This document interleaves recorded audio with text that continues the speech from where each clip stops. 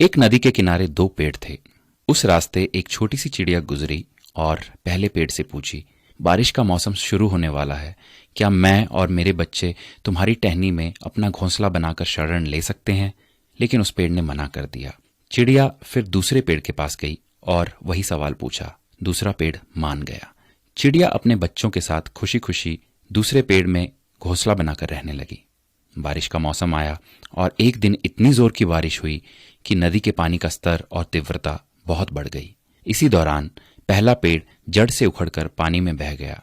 जब उस चिड़िया ने उस पेड़ को बहते हुए देखा तो कहा, जब मैं तुमसे अपने और अपने बच्चों के शरण के लिए आई तब तुमने मना कर दिया था, तो अब देखो तुम्हारे उसी रूखे बर्ताव की सजा तुम्हें मिल रही है।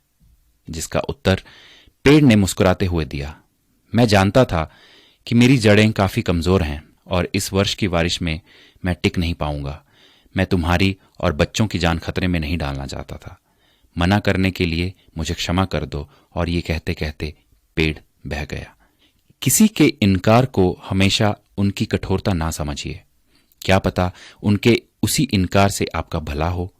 कौन किस परिस्थिति में है हम शायद उसे ना समझ पाएं। इसलिए किसी के चरित्र और उनकी शैली को उनके वर्तमान व्यवहार से ना तोलें। प्रभु भी यही कहते हैं कि एक मनुष्य दूसरे की सोच और विचार को नहीं समझ सकता। स्वयं प्रभु ही है जो मनुष्य को उसके हृदय से जांचता है, ना कि उसके रूप से। तो आइए दूसरों के बारे में ऊंच नीच से ना सोचकर सबको प्रेम और भाईचारे की नजर से देखने का प्रयास करते हैं।